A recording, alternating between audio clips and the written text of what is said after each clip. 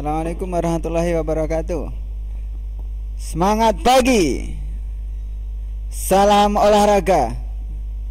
Perkenalkan, saya Eko Wahyudi, salah satu pengajar olahraga di SMP Al-Huda.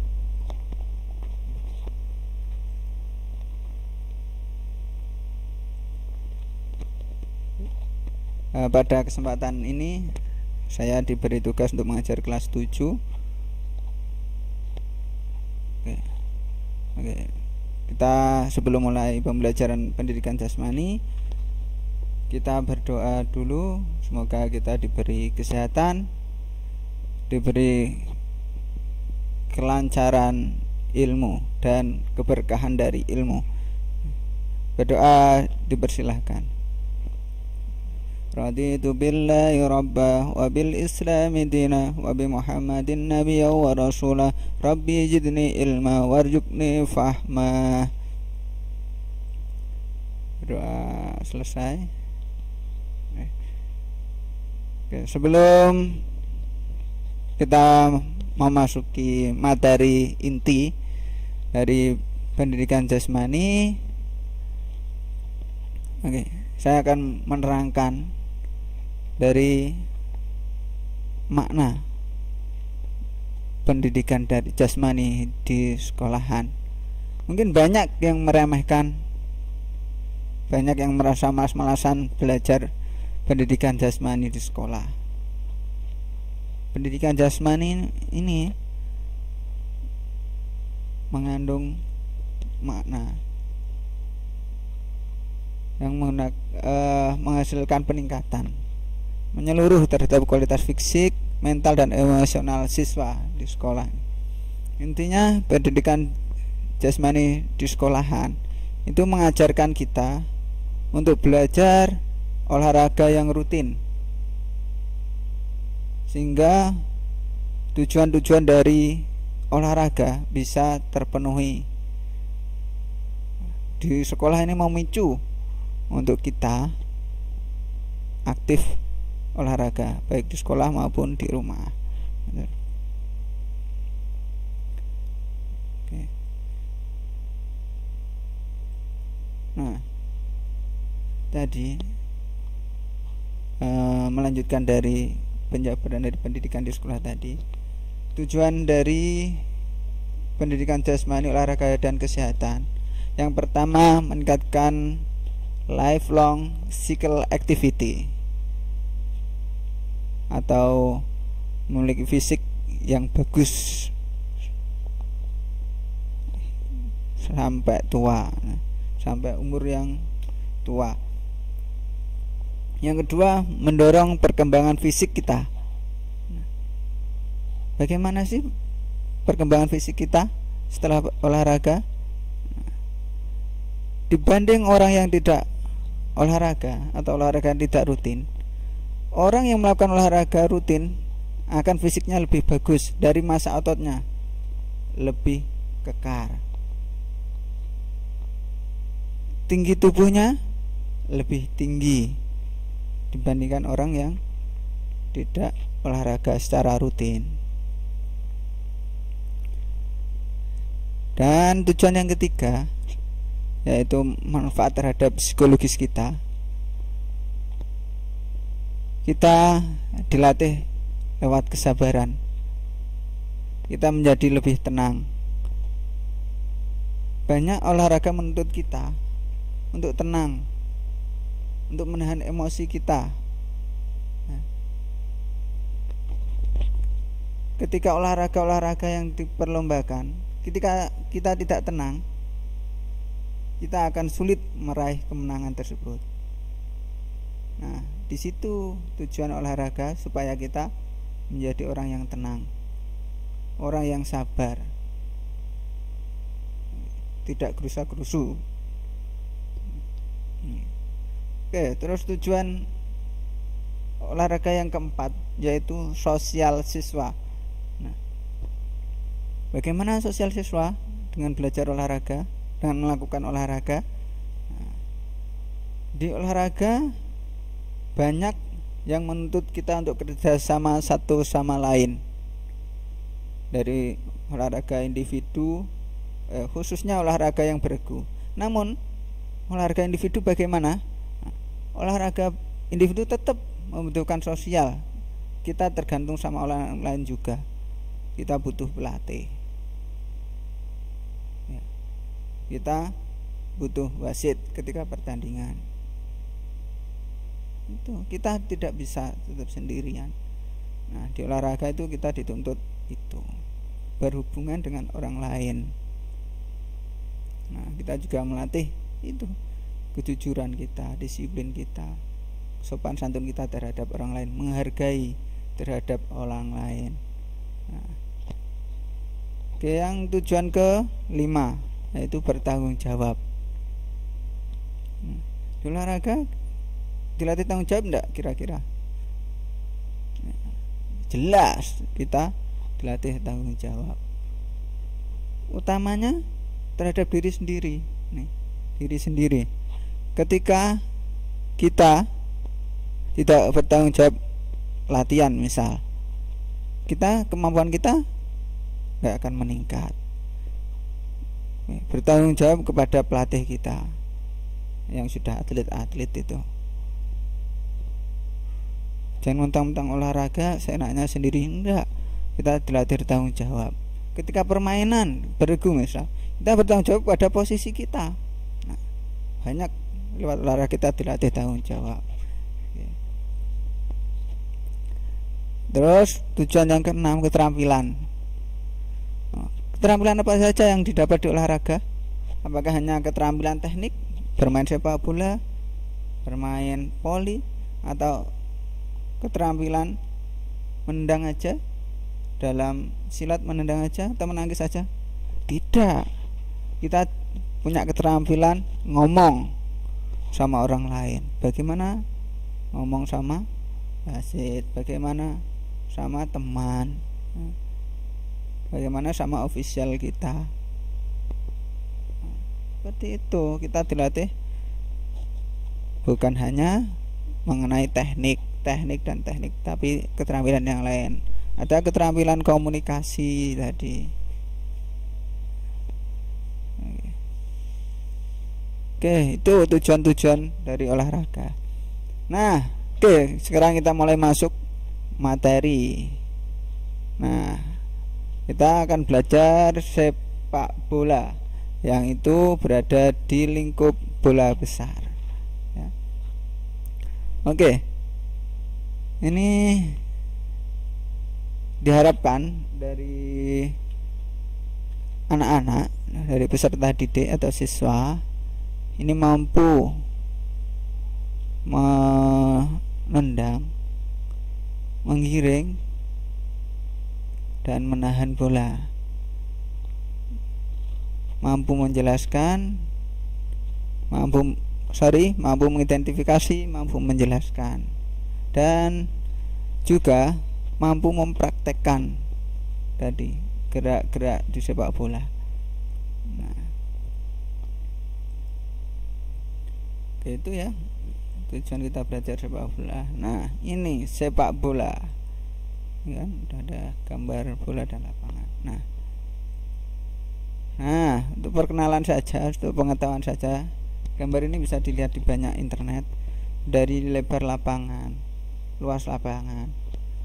Nah, ini di panjang lapangan ini tertera 90 sampai 120. Maksudnya apa? Nah, ini rentangan. Jadi kamu boleh nanti semisal di desa-desa sudah jadi pengurus lapangan atau dari pemuda di sana, Karang Taruna seperti itu. Misalnya diajak bikin lapangan, sudah tahu lah ukuran lapangan yang dibutuhkan. Nih 90 sampai 120. Kamu boleh bikin panjang lapangan 90, 95, 100, 110 gitu. Maksudnya 90 sampai 120 itu. Begitupun juga di lebar lapangan antara 45 sampai 90 meter. Ya, maksudnya itu tadi sama. Kamu boleh bikin lebar 45, 50, 60. Nah, boleh nggak ketika kamu bikin lebar 40 dan panjang 110? Nah, itu berarti kan tidak boleh karena lebarnya kurang dari 45. Nah, itu sedikit aja pengetahuan mengenai luas, lebar, panjang, atau pengetahuan mengenai ukuran lapangan. Nah, sekarang kita masuk pada inti dari pembelajaran permainan sepak bola. Nah, di sepak bola sebenarnya ada beberapa teknik dasar yang harus dikuasai, seperti passing, ya, 1 passing, 2 dribbling, 3 kontrol atau menahan bola, 4 throw in, melempar ke dalam. Oke, 5 goalkeeping untuk kiper. Dan juga ada shooting, yaitu menendang ke arah gawang. Oke, pada kali ini saya akan membahas passing dan kontrol. Itu di sepak bola dominan, passing, kontrol, dominan. Juga ada dribbling sebenarnya, itu yang dominan. Namun kali ini saya hanya akan menjelaskan passing dan kontrol. Nah, untuk passing ada 3 cara. Passing 3 cara. Ada menggunakan kaki bagian dalam, kaki bagian luar, dan punggung kaki. Di mana sih kaki bagian luar? Ada yang tahu?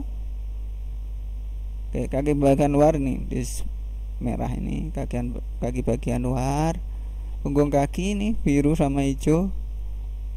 Kaki bagian dalam bagian oranye. Itu untuk perkenaannya. Nah, bagaimana bagaimana passing menggunakan kaki bagian dalam? Ada yang tahu? Mungkin anak-anak SSB. Oke, kaki bagian dalam diawali passing menggunakan kaki bagian dalam diawali dengan berdiri tegap di belakang bola. Kaki tumpu maju sejajar dengan bola, berada di sampingnya. Boleh kaki tumpu kanan, boleh kaki tumpu kiri. Mana kaki yang terkuat untuk menendang?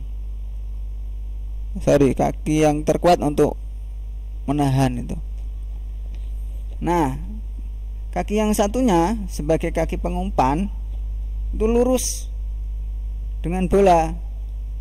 Nah, kaki pengumpan selanjutnya ditarik ke belakang, pergelangan kaki diputar ke arah luar, gini. Nah, selanjutnya ayunkan sekuat tenaga ke depan. Nah, ketika mau menendang, konsentrasi kita terhadap bola, ya. Konsentrasi kita terhadap bola, badan menghadap tujuan. Bagaimana dengan pandangan tadi? Pandangan juga ke bola, konsentrasi ke bola. Nah, dan selanjutnya tidak kalah penting itu gerakan lanjutan setelah mengumpan. Setelah mengumpan, kaki pengumpan jangan ditahan, tapi langsung dijatuhkan di depannya dan langsung konsentrasi tuju ke tujuan. Konsentrasi dari bola pindah ke tujuan, ya.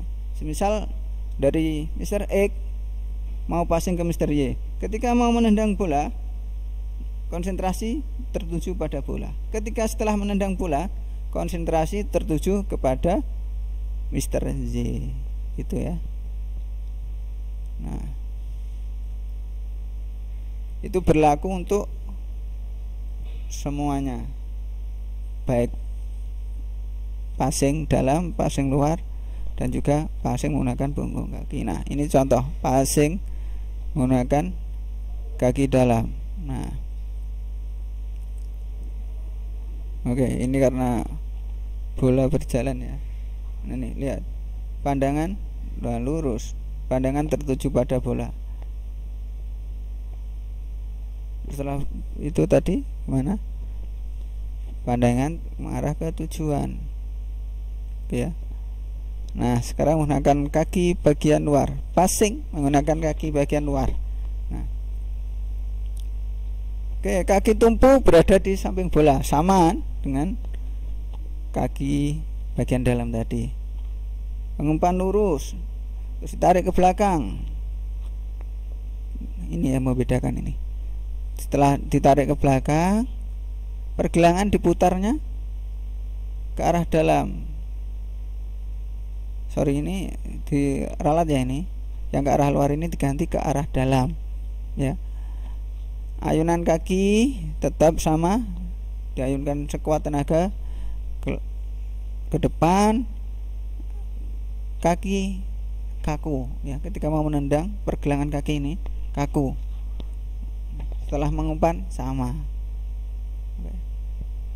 Bisa dilihat contohnya berikut.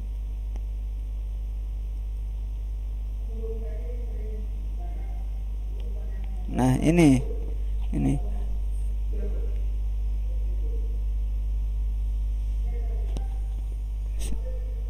Nah, ini kaki luar ini. Nah, sama aja tadi sebenarnya. Yang membedakan hanya perkenaan sama putarnya pergelangan kaki. Nah, oke, passing kaki luar biasanya digunakan untuk passing jarak pendek. Walaupun terkadang pemain-pemain yang sudah profesional bisa gunakan untuk passing jarak jauh ataupun passing menyilang, ya. Tapi yang lebih dominan digunakan untuk passing jarak pendek. Begitupun juga passing menggunakan kaki dalam. Oke, itu ya. Oke, kita lanjut dengan passing menggunakan punggung kaki. Nah, awalannya sama, pengumpannya gerakan selanjutnya sama. Nah, ini tarik ke belakang, gerakan ketiga ini tarik ke belakang, kaki pengumpan, pergelangan kaki diputar ke arah bawah ini harusnya, ya. Ralat ini dua ini putar ke arah bawah harusnya, seperti jinjit ini. Nah, untuk pengayunan sama, konsentrasi sama, gerakan lanjutan sama, ya. Yang membedakan hanya ketika mengumpan pergelangan kaki ditekuk ke bawah, ya. Itu yang membedakan. Dan penggunaannya biasanya untuk passing jarak jauh yang lebih sering. Nah, biasanya dilakukan oleh kiper maupun back. Oke, itu ya, passing menggunakan punggung kaki. Nah, ini contohnya nih. Nah, yang membedakan perkenaan sama pergelangan kaki, putarnya pergelangan kaki. Oke. Nah, itu kaki tumpu sedikit ditekuk ketika mau menendang, sama tuh semuanya. Oke, itu. Oke, selanjutnya kita kepada pembahasan menahan bola atau kontrol. Nah, bagaimana sih cara-caranya supaya kontrol bola bisa lebih efektif daripada tidak menggunakan teknik? Nah, ini caranya. Ketika mau menerima bola,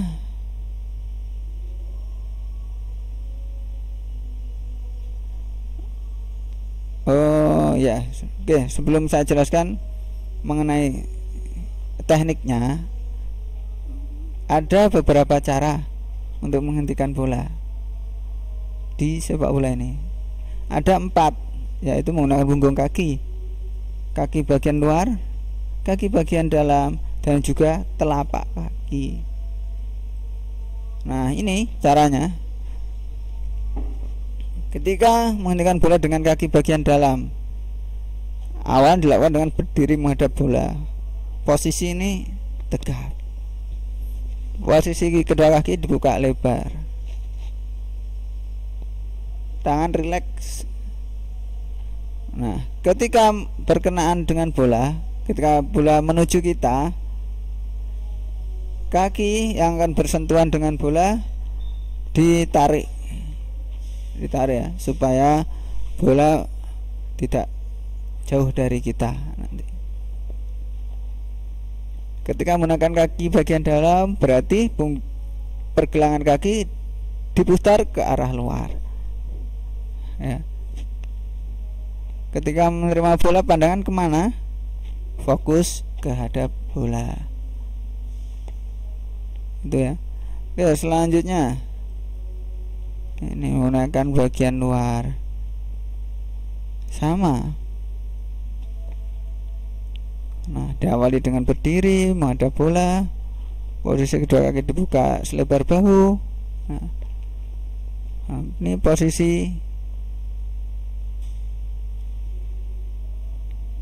kaki diputar ke bawah kalau punggung kaki. Kaki bagian luar ya. Berarti pergelangan kaki diputar ke arah luar. Nah, ini contoh-contohnya. Saya jelaskan satu-satu nanti di sini.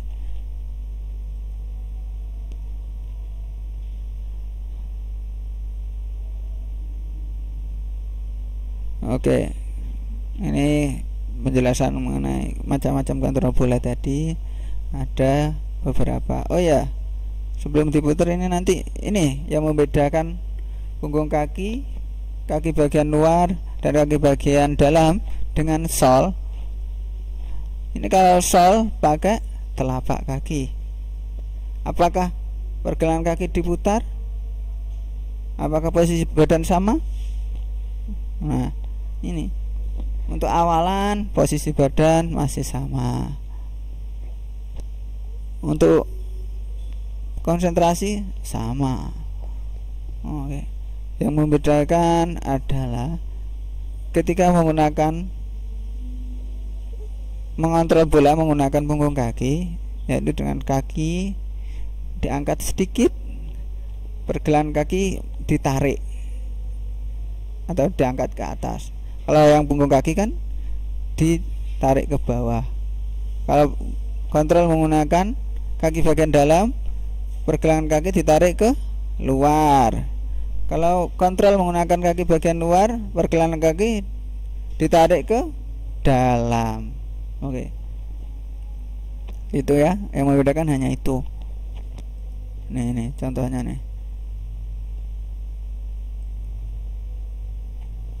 Nah, ini menjelaskan bahwa kontrol sebenarnya boleh dengan seluruh anggota tubuh kecuali tangan ya. Boleh kamu mengontrol bola menggunakan kepala, boleh menggunakan paha. Tapi di pembelajaran ini sampean masih belajar kontrol menggunakan kaki. Tadi ada berapa? Ada 4. Kontrol menggunakan kaki bagian dalam, kontrol menggunakan kaki bagian luar, kontrol menggunakan punggung kaki, dan juga menggunakan telapak kaki. Nah, ini lihat deh, ini contohnya.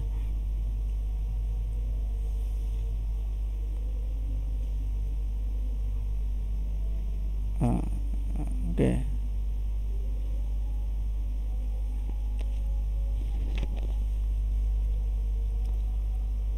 Nah, itu tadi menggunakan apa itu tadi kontrolnya? Oke, bisa dilihat. Nah, itu kontrol menggunakan apa? Kaki bagian dalam. Ini masih menggunakan kaki bagian dalam. Nah, ini udah ganti kah? Ya, benar sekali, itu sudah ganti menggunakan kaki bagian luar. Nah, ini masih menggunakan kaki bagian luar.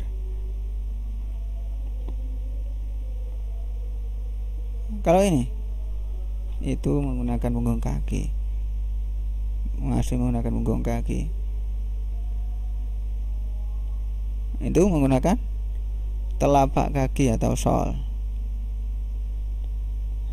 Nah,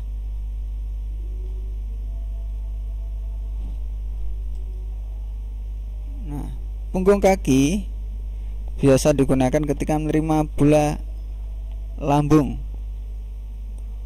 Nah, kalau kaki bagian luar, kaki bagian dalam sering digunakan untuk kontrol bola-bola datar. Itu ya.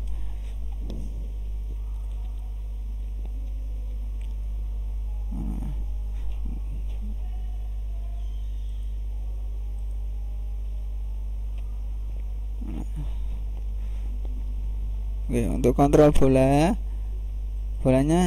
jangan sampai jauh-jauh dari tubuh kita, dari badan kita. Itu. Nah, itu kontrol bisa menggunakan dada sebenarnya. Tapi kita belajar 3 itu berarti aja ya. 4 untuk kontrol. Oke, demikian dari saya. Terima kasih. Nah, untuk tugasnya besok nanti saya kirim ya. Terima kasih. Sampai bertemu lagi. Semoga tetap diberi kesehatan. Yang sakit semoga segera diberi kesembuhan. Terima kasih. Wassalamualaikum warahmatullahi wabarakatuh. Sampai jumpa.